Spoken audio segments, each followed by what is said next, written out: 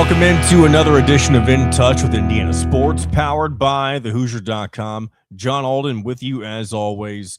And we've got a good show for you today. At least I feel like it is. And I hope every show is a good show. But we're having Colin McMahon on from thehoosier.com right here at thehoosier.com, I should say.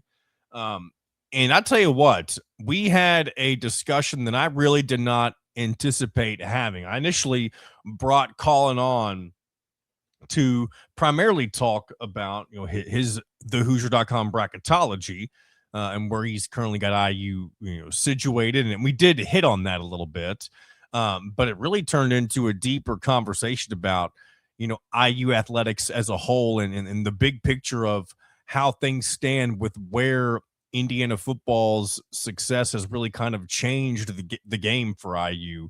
And where their priorities lie, and really the college athletics landscape as a whole. And it's really, I feel like we had a very interesting, in-depth conversation.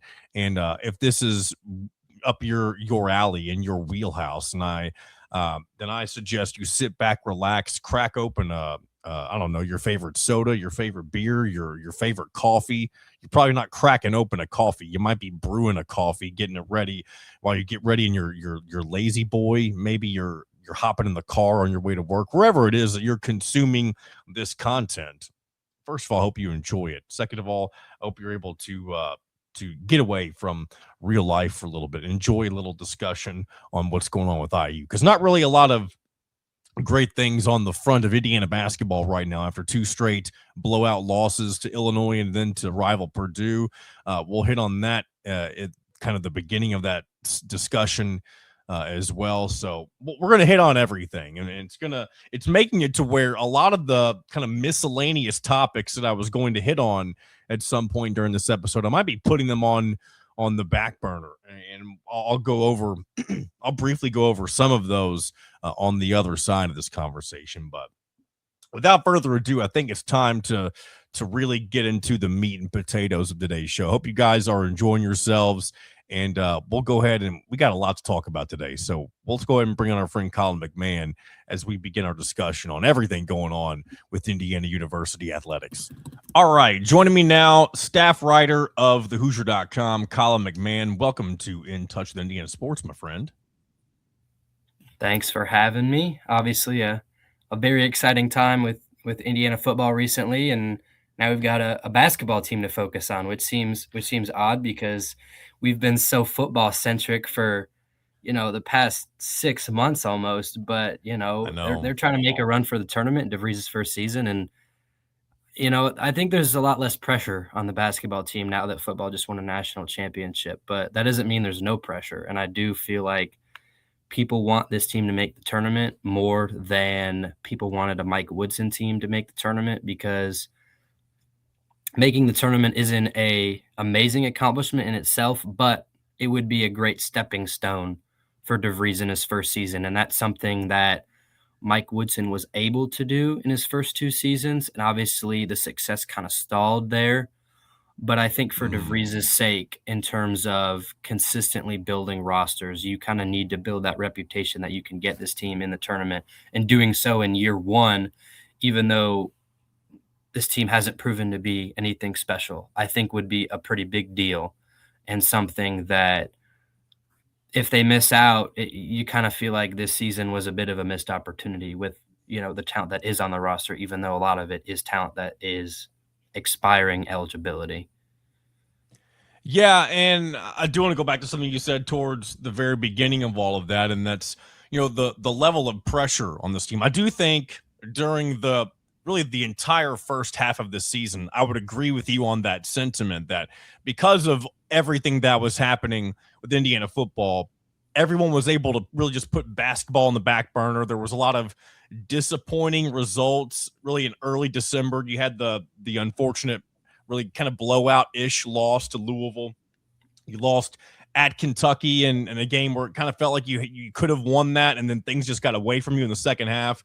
And because of results like that and some other earlier disappointments, losing to Minnesota early on in the Big Ten season during those first 2 games before you got to the turn of the calendar year, you had results like that because of what was going on in the football, people just, I mean, myself included, were able to say, you know what, we'll focus on basketball when this miraculous once in a lifetime football run finishes. And maybe it won't be once in a lifetime, by the way. We never know what's gonna happen with Kurt Signetti moving forward, considering all that he has coming in for next season. But that's a conversation for another day.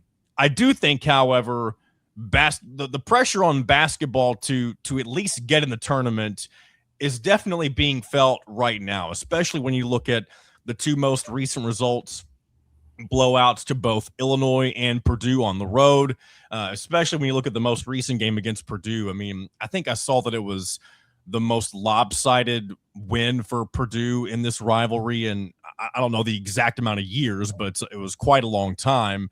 And to not even be competitive against a team that you already defeated once, especially after the long break that you had between the game against Illinois and the game against Purdue, it was very surprising to see Indiana not really seem ready for the game. I hate to say that, but that's really how it kind of played out as the game went on. Purdue was able to do exactly what they wanted against the Hoosiers this past weekend. Yeah, it was the most lopsided loss since 1969. So that, I mean, we're talking pre-Bob Knight. So Wow. it was pretty astonishing. And I was in the building at Mackey, and it was the first time I'd ever been in Mackey for a men's game. I went to an IU Purdue women's game last season, but it was the first time I'd ever been for a men's game, and it was Friday night, prime time, rivalry game. Both teams coming off of disappointing losses, albeit for different reasons. Purdue was it was just rocking. I mean, it was so loud. And a part of that was the crowd. They have a very loud crowd, but I will say the speaker system at Mackey Arena is something I've never experienced before in my entire life. And it was like, it was excessive, like genuinely excessive. And the media tables were like rattling. Like when the bass when the bass would go on some different songs, and they had the band hooked up to the speaker, and the band was just so loud. And I was telling some people, I'm like, if I'm an older person with maybe a heart condition or something, like this is probably unsafe for them. But it was, as it turned out, it was unsafe for Indiana in a lot of ways, and they just could not deal with it. They could not deal with what Purdue was throwing at them. Granted, I saw Purdue shot the highest percentage from the floor it had ever shot in the Matt Painter era. So Wow. some Okay. of that was because Purdue just couldn't miss seemingly, but I mean, they couldn't miss because a lot of times Indiana would just give up open shots. And granted, it got out of hand really quick. And so I don't blame Indiana for not giving 100% as the game went on. I mean, you'd like to see effort, but at the same time, like, you're not going to be diving for a basketball when you're down 20, risking crashing into the bench or risking an injury in that kind of way. And it just seemed like the game got away from Indiana so quickly, and it basically turned into a pickup game of sorts. Like, Omer Mayer was just chucking up shots, and they were just seemingly all falling, and it was just like, okay, this feels more like a game you'd see in intramural basketball than a Big Ten rivalry. And that was for the worst for Indiana. It was just bad. And having that loss, a 29-point loss after a 20-point loss to Illinois, having those back to back just doesn't sit well for fans. It doesn't sit well for people trying to project Indiana in the NCAA tournament, because they've proven that they can't really contend with top teams, even if against a Kentucky where they played okay. They outplayed Kentucky for the most part in the first half of that game, just because UK played so bad, like they do seemingly They're frequently so this they're such season. an inconsistent team to Yeah. to kind of predict how they're going to be game in and game out this season. Yeah, and so you have a situation where even when you theoretically keep it close against a Kentucky, Indiana still can't really win that kind of game. And then when you win a game in double overtime against UCLA, you come right back and lose a game where USC wasn't playing great, and a blatant missed opportunity there. And it's a team that like you said, is so inconsistent and so just very. I feel like it's just a very meh team outside of Lamar Wilkerson. I mean, he's a Yeah. sensational player, arguably one of the best scorers we've seen in an IU uniform in a long time, at least from the guard position. And they're just not a team worth noting outside of being right on the bubble. I mean, Yeah. right now I'd say it's kind of a toss up whether they make the NCAA tournament, and it's a bubble this year that isn't very strong. I mean, you have teams from the Mountain West in New Mexico and San Diego State that probably don't even deserve to be in the conversation, but they are. You have teams from the ACC, Cal, and Virginia Tech that probably shouldn't be in the conversation, but they are.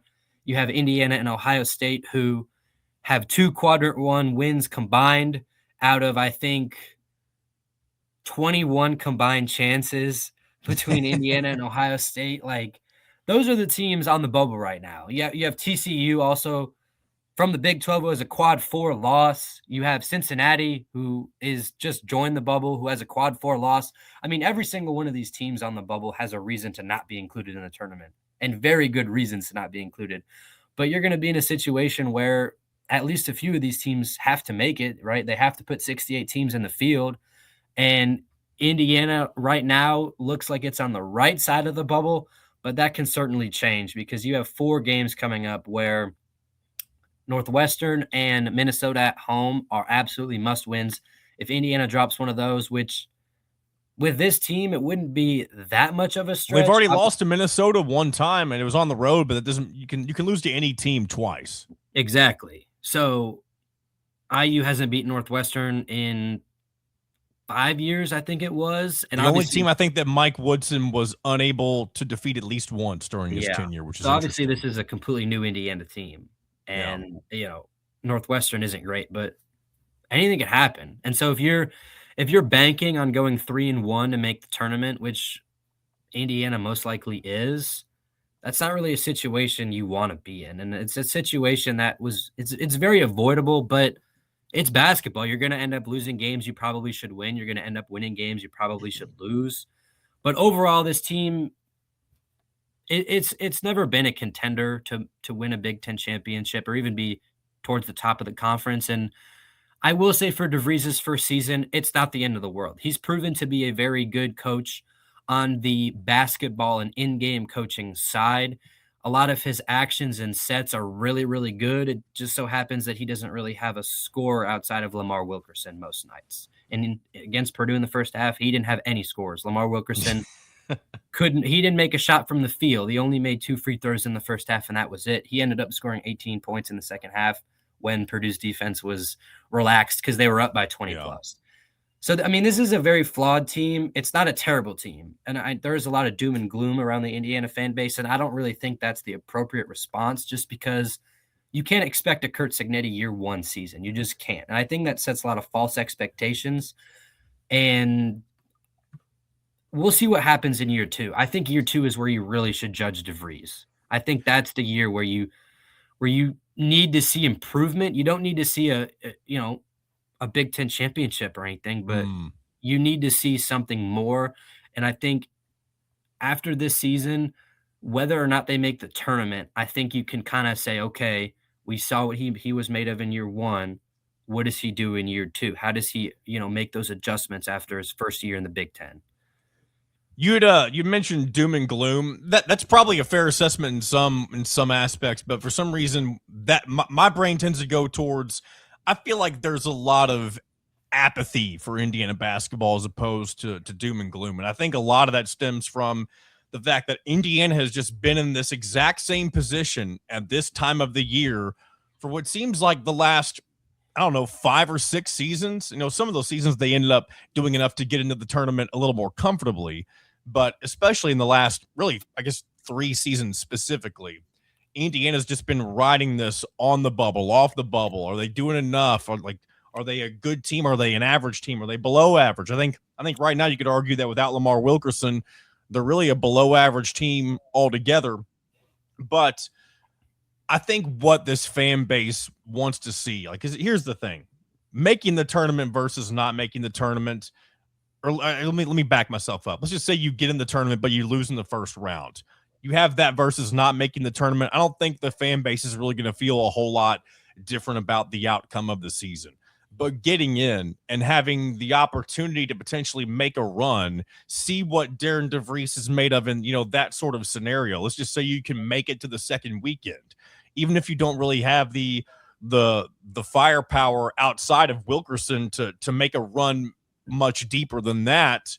I think that would go a long way in at least giving Indiana fans some hope on whether or not, if the roster is, more well put together for a deeper run potentially to a Final Four in the future. I think getting that theoretical result from DeVries, or at least the chance for him to get that result, I think that's probably best case scenario if you're an Indiana fan and wanting to see if this Darren DeVries era can have some legs to it other than just 3 or 4 years and you're out. Yeah, definitely. I mean, and the saying goes, just get in and see what happens, right? Like, if Indiana ends up as an 11 seed, gets a favorable matchup against a 6, they win that game, and then they play a 3 seed who has an off shooting night, and Indiana kind of gets hot.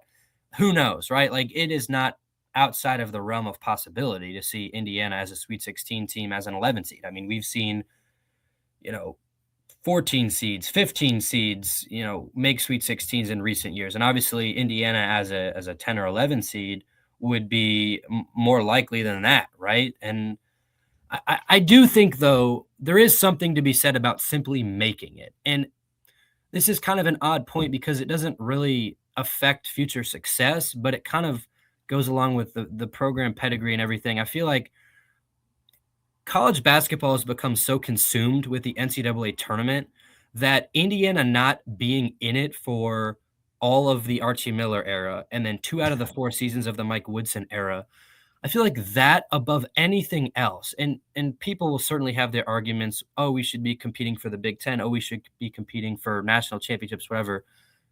I get all that, but simply by not being in the NCAA tournament, the younger generation of fans don't even really know what Indiana basketball means, especially those that aren't from the state. Like if you have a basketball fan from a different state, they probably don't even know that Indiana was once a great program because when they go to fill out their NCAA tournament bracket, Indiana isn't on it. They haven't been on it for For 6 10 out of or the I'll last. say 10 years. They haven't had a really legitimate shot at it in at least 10 years, I feel. Exactly. And that, I mean, as much as regular season college basketball is awesome, I love it. I watch it every single night.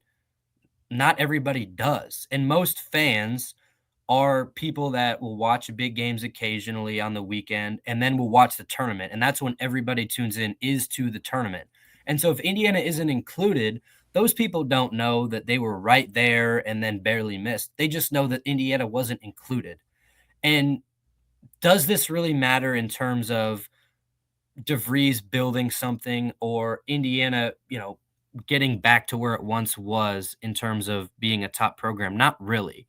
But it does speak to kind of the overall relevance of the program in the national eye.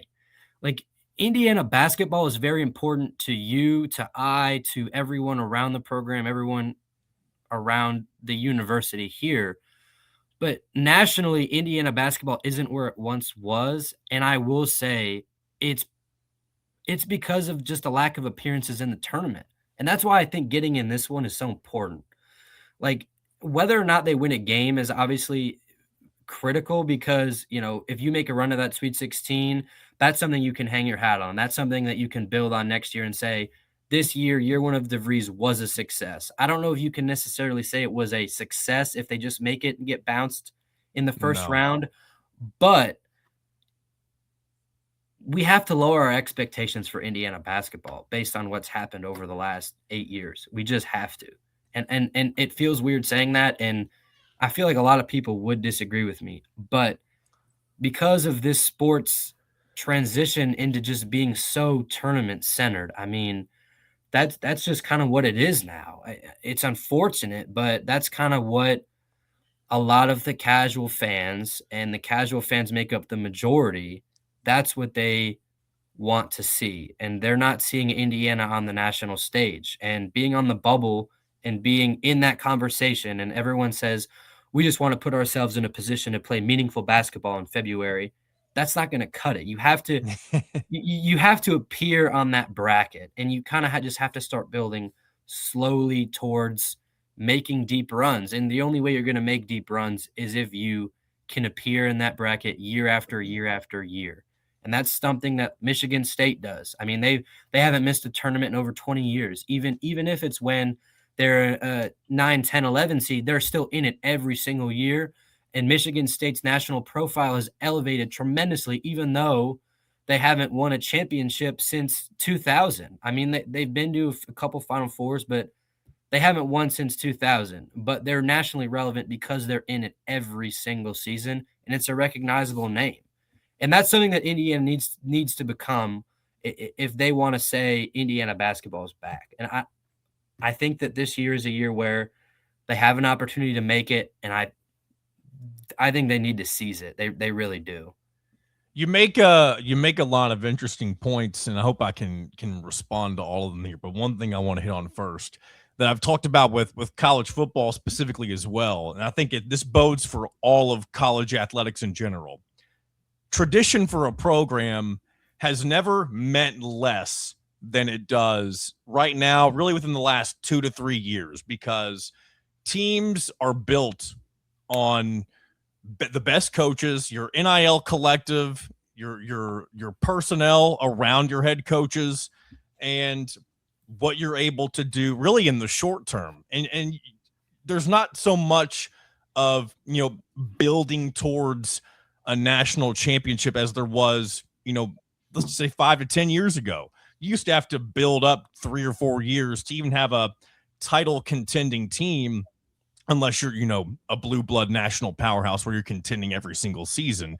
I could argue Indiana's no longer in that blue blood conversation. They've been removed from that for quite some time for the reasons that you've laid out. But I think Indiana football is the best example of this, because literally the team with the least tradition, the least amount of wins, was able in 2 seasons, because of a once in a lifetime head coaching hire, the right personnel around them, and being able to evaluate talent in a way that not a lot of head coaches have the ability to. That's the recipe for success in college sports now. You look at Dusty May, what he's doing at Michigan in just his second season.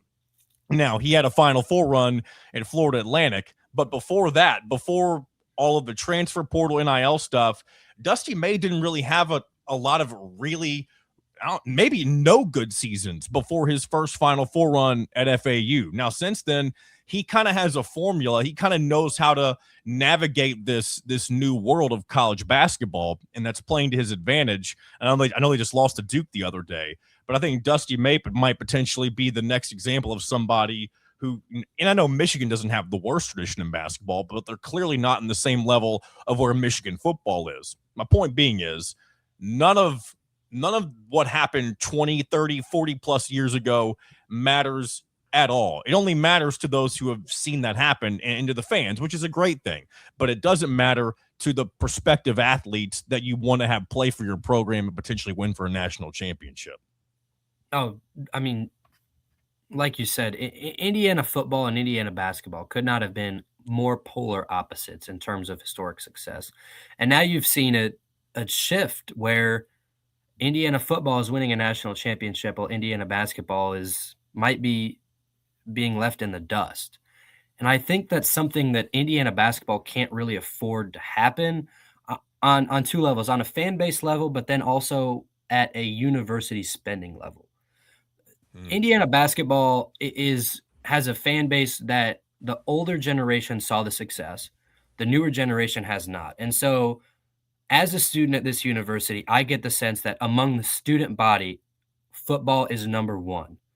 And among you can argue the fan base as a whole, the alumni, basketball is still number 1, and I would tend to agree with that. But student specific, not many people really care to go to basketball games anymore as students. It's kind of a thing where people that I know, oh, I have a ticket. I guess I'll go to the basketball game. Versus football, it is a big deal to go out and to go to the tailgate fields and to Just go crazy. to the games. And it's like it's a whole event versus basketball is whatever. And that could not be That further was, I mean, that narrative was flipped 3 years ago. exactly where students were lining up, a day before a basketball game to get a good seat in the student section. In football, who cares if we go to the game? We'll just hang out They'll just and stay in the tailgate. tailgate fields for 7 hours. Exactly, and you've just seen a shift, and that's on a fan base level, but then when you get into the university level, where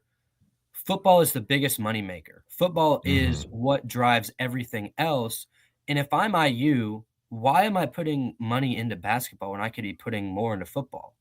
And I think that would be a fair assessment for the athletic department. Like, why would we put money in basketball where do the fans care anymore? It's not making more of a profit. It doesn't put us on the same national scale that football does. Why would I spend money in basketball when I can spend it all in football and to continue winning national championships? Because that's what drives revenue and that's what drives publicity. And that's the reason why college sports exist. It's to get publicity for universities to drive higher enrollment, to drive more profit. Most college athletic departments run in a deficit. Like that they're not really In made Indiana, for I don't mean to step on your toes, but you would put something out not too long ago about them reporting a surplus for 2024, 2025. I think it was $10.4 million. That Mhm. is probably unheard of for IU. Yeah, like it doesn't really happen very often. Like Indiana was in a $3 million deficit in the 2023-2024 academic athletic year where you had coaches buyouts that impacted it, you had other things that impacted it, but overall a lot of college athletic departments don't really make much money because their investments to make money on the admission side of things and to keep up with other universities that way.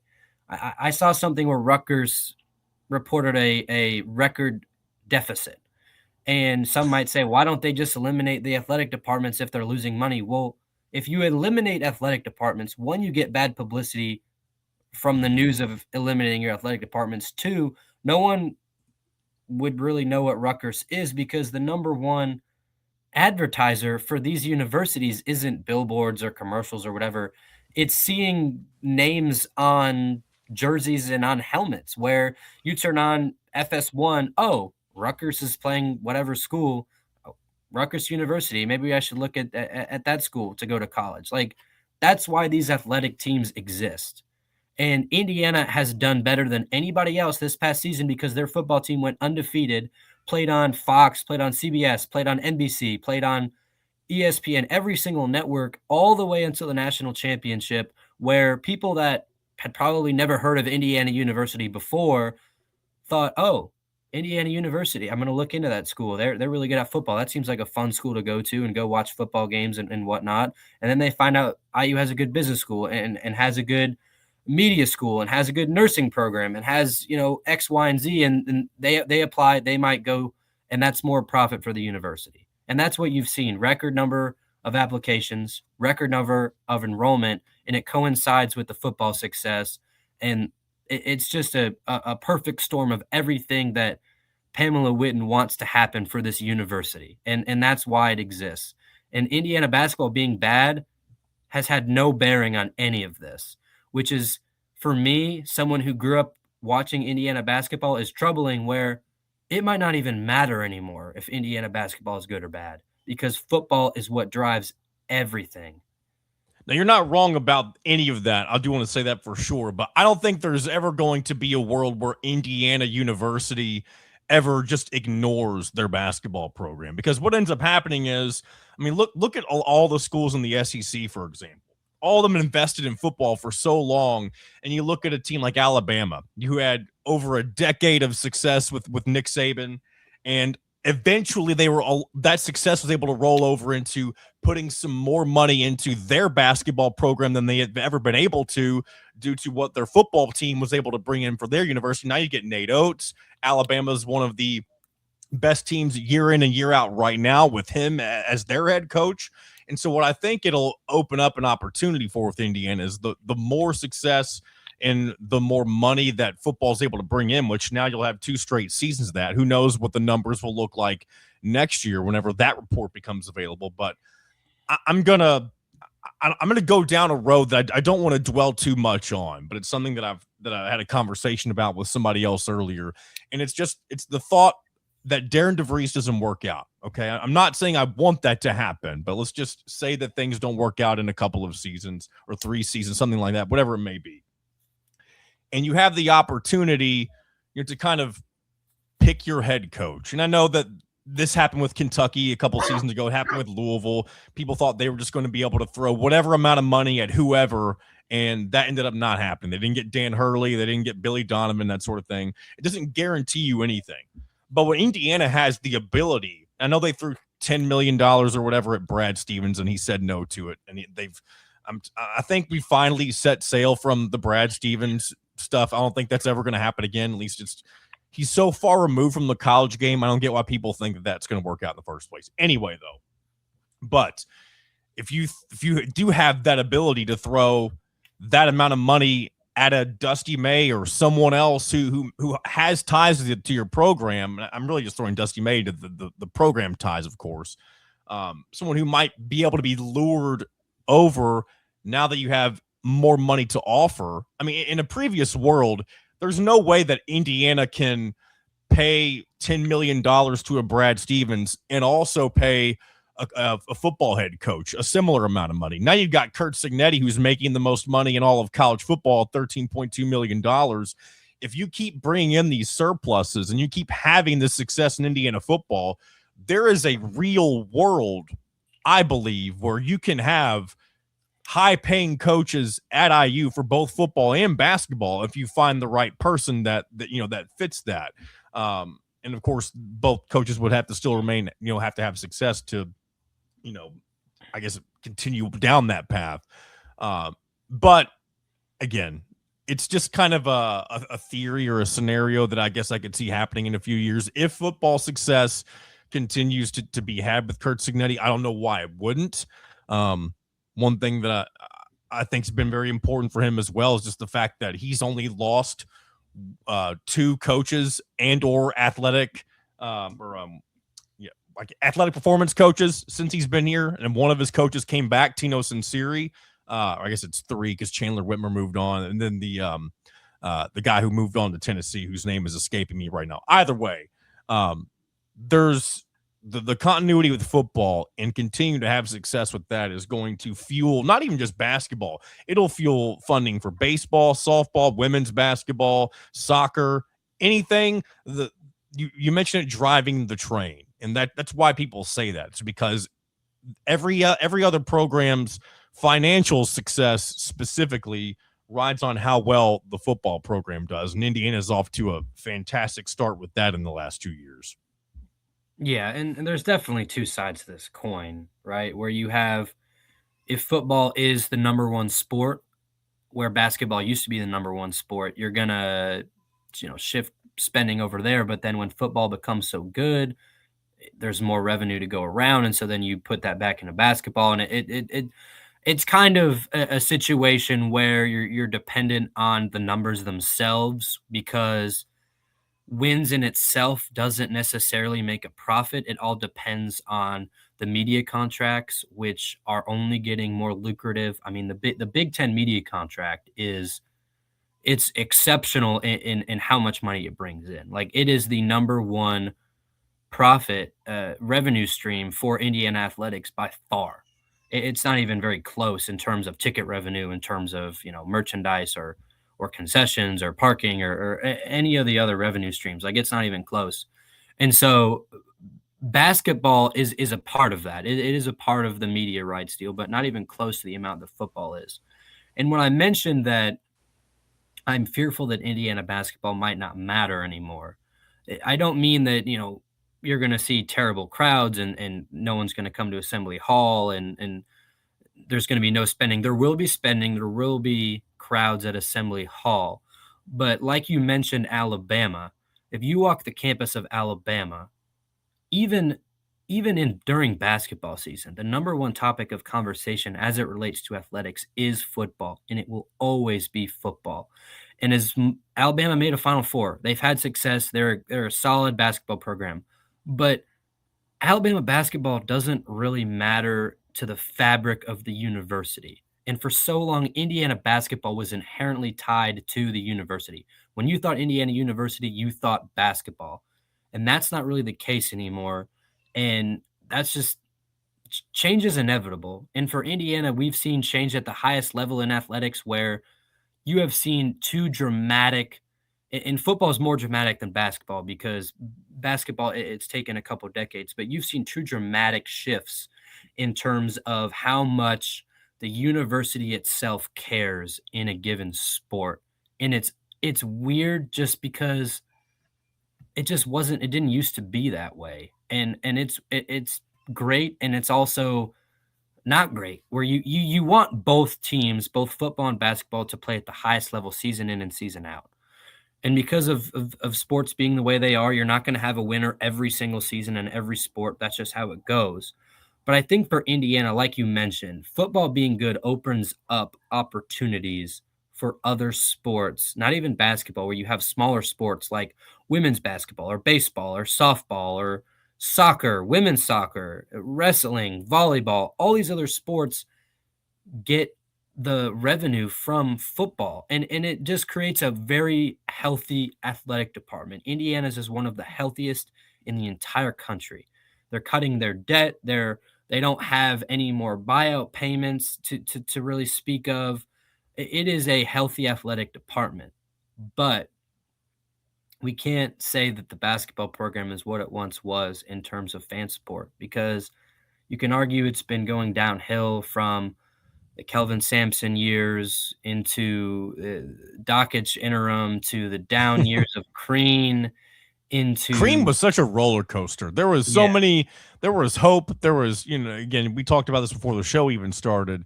I mean, there was thoughts a couple different times where we thought he could make a run to a Final Four or national championship, and then there were Mhm. just years where he'd flat out missed the tournament. It was just so. Tom Crean got fired for inconsistency, not because he was a bad head coach. And then, unfortunately, every solution so far has been worse than Yeah. Tom Crean. There's been And people, myself included, who said, "Man, I mean, we missed the Tom Crean years." yeah. And you go into Archie and Mike Woodson and then DeVries, and where people I feel like go wrong a lot of times is the program under Crean, like you mentioned, was up there as one of the best in the country. Like when you look back on the 2013 basketball season, Assembly Hall felt very, very similar. And this is coming from someone who didn't go to any of these games, just from watching highlights and from hearing from people that were there. Assembly Hall in 2013 wasn't much different than Assembly Hall when Indiana was competing for national championships and Big Ten championships under Bob Knight. Where if you dropped someone in Assembly Hall in 2013, they'd say, "Oh, Indiana is the same Indiana that it was forever."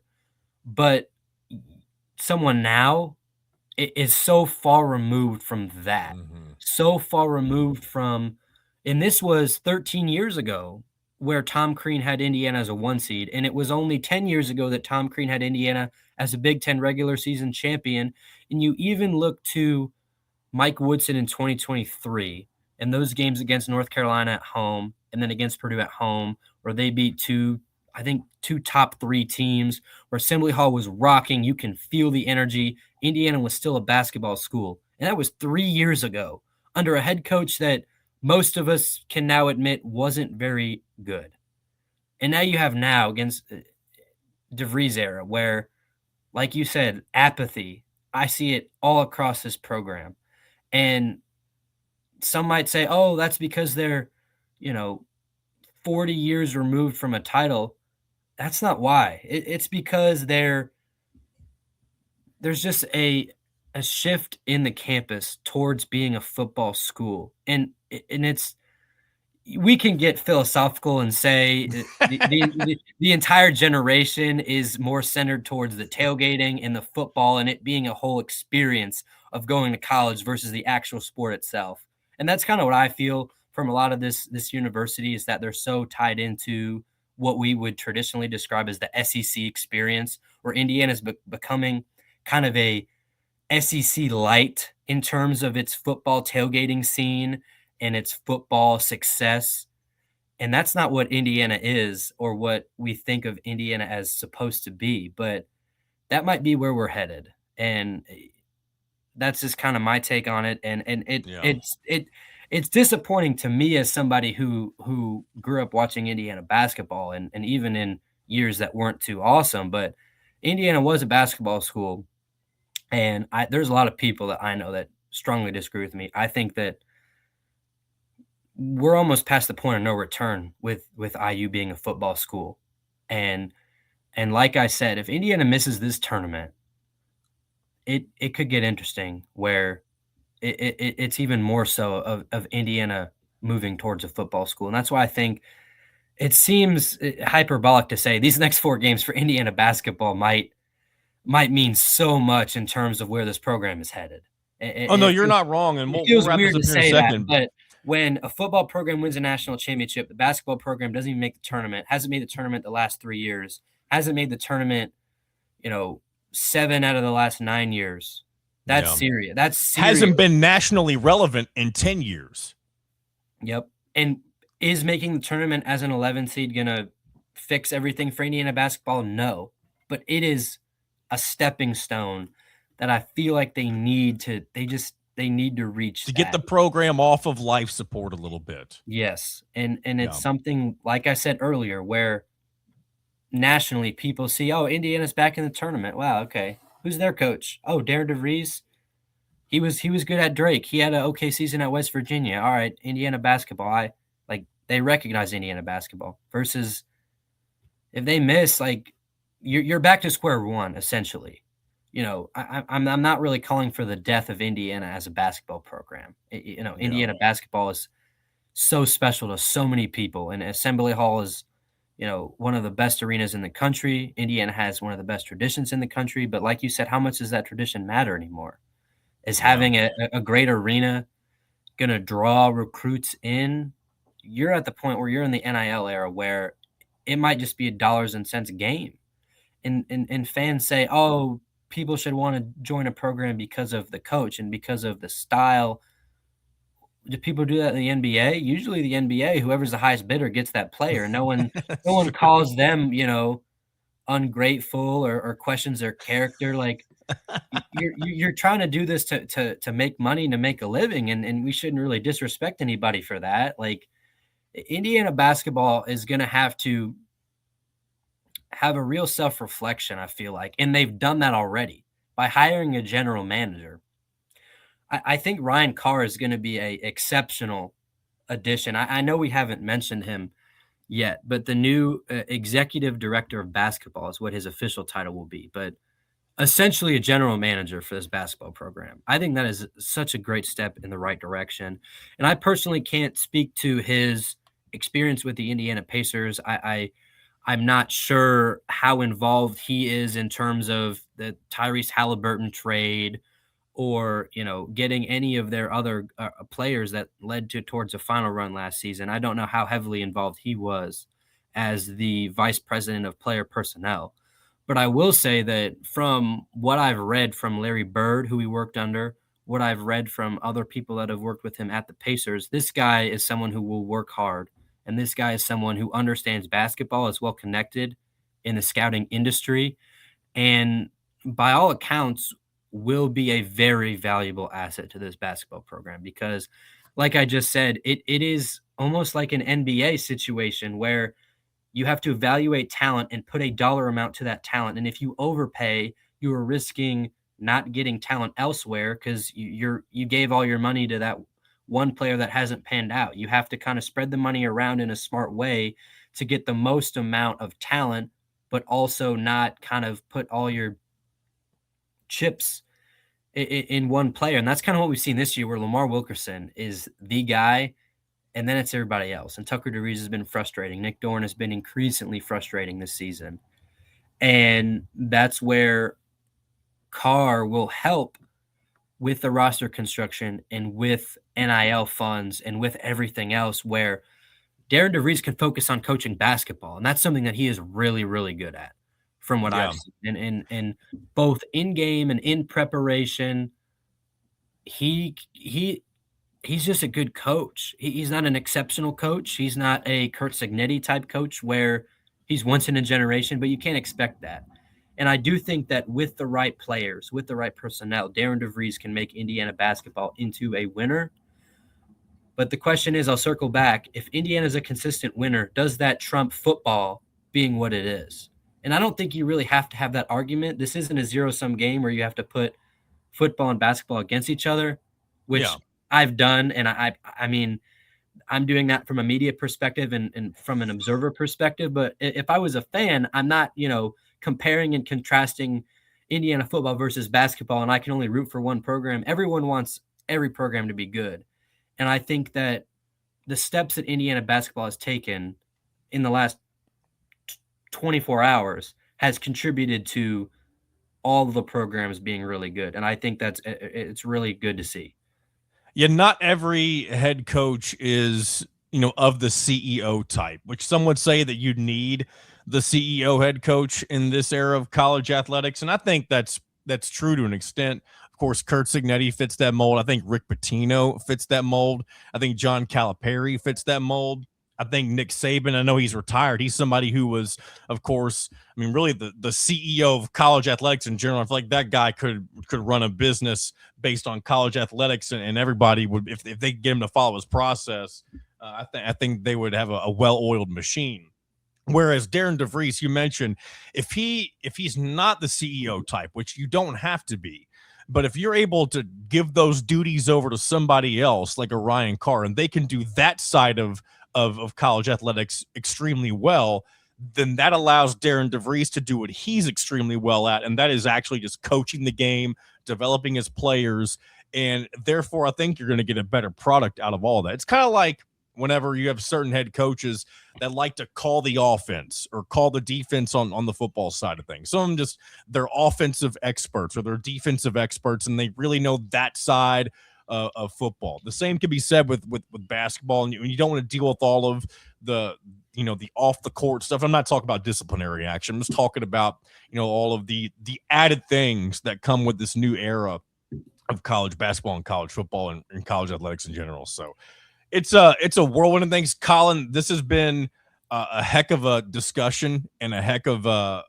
we almost became philosophical, as you said, but we'll end on this. I took one look at the Hoosier.com bracketology before we got rolling here. And I know the most recent edition of this came out before the Purdue game. So but I guess real quick, when does your next edition come out? Will it be this? We're recording this on a Monday, of course. It'll release Tuesday morning. Indiana will play Northwestern Tuesday night. When does your next edition come out for bracketology? The next full edition will be on Friday. That's when I've been posting all these on Friday, Okay. before any games are played on Friday. So like you said, the Purdue game was Friday. I posted it, early Friday afternoon before that game. But I do update some things on my Twitter and also in our thehoosier.com message boards. And so Okay. what I do is every single day I update my seed list. It's just only once a week I actually bracket the entire thing and publish Okay. it in a full story. And as the bubble is concerned, publishing an entire bracket isn't really going to give you any more information than me just saying Indiana is in, Indiana is out. Here's kind of how the bubble looks. That's kind of something that I love to do day by day just to see how things shake out. And then bracketing the entire thing is a monotonous process that I save for just once a week. As we get closer to the season, I might actually have it multiple times a week. But that will just kind of depend on how things shake out. Because sometimes you'll get into a situation where a lot of the games are on the weekends and there's not much stuff happening on a Monday and Wednesday and Thursday. And so you'll basically just have action on Tuesdays and then during the weekend. And so sometimes there's not much movement at all. Sometimes there is. You kind of just have to feel with the results. And so if there's a major shift, on any given Tuesday, I may do a edition of an entire bracket on Wednesday, but we'll just have to see how it goes. But as it relates to Indiana right now, it is an interesting situation where they are in, as I see it. My latest bracket that you could see on the Hoosier.com website, I would have had them as a 10 seed.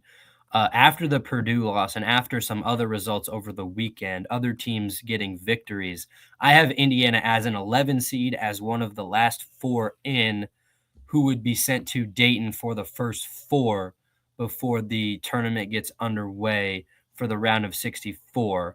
And so it's a change I made because of just the,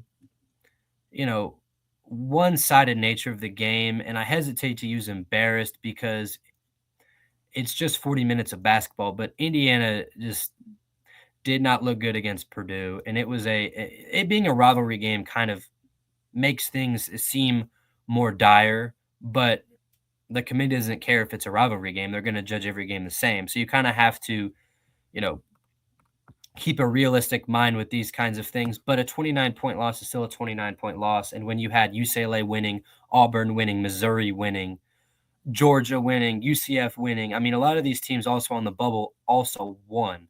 And so that's why Indiana dropped for me as well. I have them as the best team of my last four in, but still in that first four in Dayton. I have Indiana playing Santa Clara out of the West Coast Conference. The other two teams in my last four in are Ohio State and TCU, with USC, Virginia Tech, Cal, and New Mexico as the next four teams out of the field. And that's how things stand now. Things change day by day, but as of now, Indiana in, but it's very close.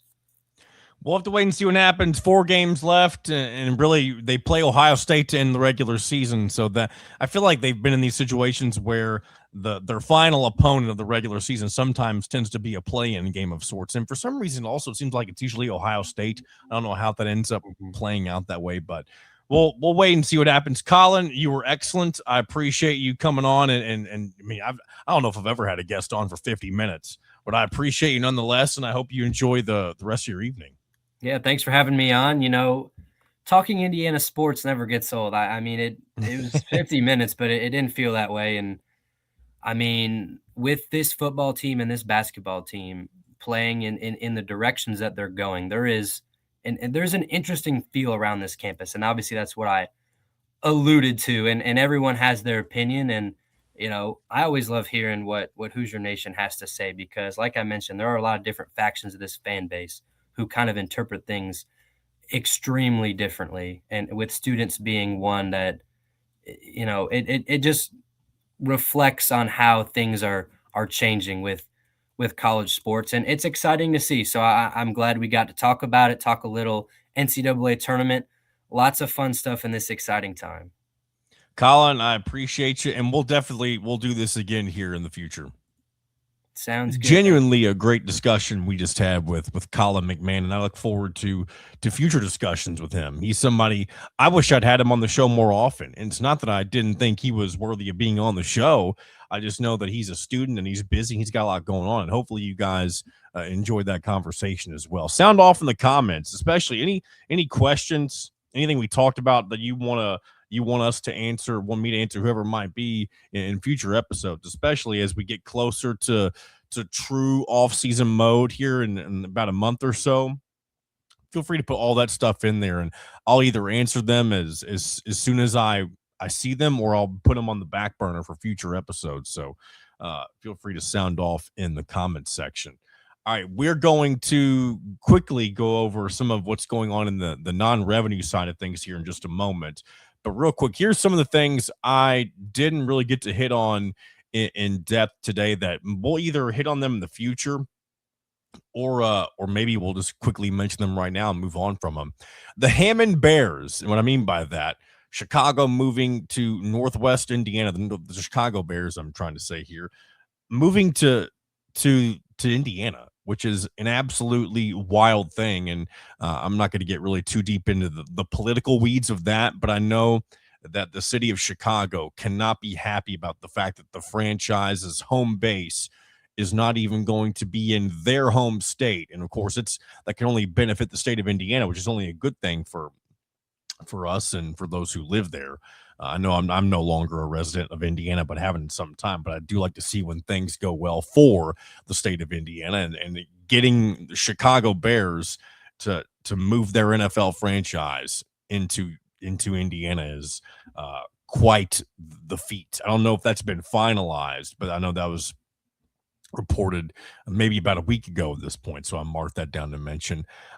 This is something that I don't want to talk about until I know if this is a legitimate thing. I asked somebody about this today, and I don't know if this really has any legs or if it's more of a four headlines type of post, but there's talk that the NCAA is threatening to vacate multiple, different teams' wins for having players on their roster that weren't fully cleared for eligibility reasons, and of course that includes Indiana's Lewis Moore. Uh, and of course, that would include threatening to vacate their national championship and all the wins that came along with it. I don't tend to think, based on what I've heard from a couple of different people, that will actually come to fruition, just based on how many players have sued the NCAA and won their court cases, that sort of thing. So even if the NCAA tried to say that Indiana and some other schools were, playing players that shouldn't have been playing, even though they weren't fully, they were kind of in no man's land, I guess I'll say. And Lewis Moore, even he had something happen earlier in the season where he was kind of everything was put on hold. He wasn't ruled ineligible or really eligible. If that, I think that's how things kind of played out, is very strange. But either way, I don't really think much will become of this, but maybe I'm totally wrong about that. Maybe I'm too confident in the NCAA to leave that alone. Ty Simpson's brother, of course, Alabama's quarterback from this past season, Graham Simpson, was offered by Indiana. He's a quarterback, class of 2028. So that's a very interesting name to keep an eye on. Indiana volleyball is going to be going on a foreign tour in this upcoming summer. I think it'll take them to Turkey, Spain, Portugal, something like that. So that's definitely something interesting for them, and probably good for the recruiting trail as well. And then I think there's a couple other things I have on here that I might just say for another time, because some of these I want to get into a little bit deeper, because they're either fun topical conversations or we can just talk more about them with a different guest. So we'll go ahead and move on to our non-revenue shout outs, or really just updates, I should say, because sometimes these aren't really shout outs because things don't always go well for these teams, I should mention. And we're going to check in first with women's basketball. They, of course, have not been having one of their better seasons, but they have returned to the winning side of things by getting a 72-65 victory over the Oregon Ducks in Bloomington this past weekend. They have 2 more games left in the regular season. They'll be on the road at Rutgers on Wednesday, and then they'll round out the season this Saturday at home against Penn State for Senior Day. It's 2:00. First game's at 7:00. Both games will be broadcast on Big Ten Plus. Moving over to spring sports, Indiana baseball, I know we talked a little more extensively than we usually do about IU baseball last week with Zach Browning. And it's just been it's been a rocky start for sure for the IU baseball program this season, on top of what happened in North Carolina to start the year. Since then, they did bounce back in their first game from that series. They won 15-3 against Bradley at Bart Kaufman Field. Then they played in the Live Like Lou Jacksonville Baseball Classic, took on number 2 LSU, lost 7-14. I believe, if I'm not mistaken, that game was fairly close until the latter innings of that game. And then they bounced back from that by defeating UCF 6-1. And then an unfortunate finish in the Notre Dame game. I was able to kind of keep up with that a little bit. They were very close to finishing off Notre Dame, and then the bullpen just couldn't get it done. And I feel like that's kind of been the story early on this season, is that the bullpen is not looking very strong so far for the Hoosiers. If they don't get, I was gonna say, even if the starter gets them off to a good start, there's no guarantee that that the bullpen is going to be able to hold up there into the bargain. Now, of course, things can change as a season progresses, and you would expect things to improve, as you get more reps in, that sort of thing. But not a great, start from a pitching side of things for IU. They'll be back in action on Wednesday against Xavier in Cincinnati, Ohio. And this weekend, they will take on WKU down in Bowling Green. It's a road series, 4-game series with a doubleheader on Saturday. And an interesting road series against a team from Conference USA. Of course, my alma mater, WKU, wasn't really big on baseball there, but I do know they've had some decent seasons in the past. So that'll be interesting to see how that plays out for them. And then finally, softball. IU softball off to a really good start, by the way. They are 11-4, went 4-1 this past weekend at the USF tournament, defeated Colgate 8-0 in 6 innings, defeated St. Joseph's 10-1 in 5 innings. Then they defeated Boston College 12-9, forcing an ACC opponent. And then the host of the tournament, USF, they played them twice, lost the first game 3-5, and then won game 2, 11-1 in 5 innings. So really good start for IU softball. They'll be playing this weekend in the Elon/UNCG tournament.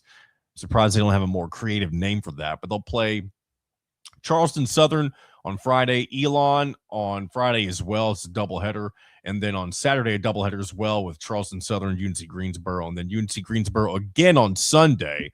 So a very interesting round robin type of event for them. So that's what's going on in IU sports. I appreciate you all for tagging along today. Those who stop by every week, I appreciate you. Those who watch for the first time, I appreciate you as well. Hope you'll come back.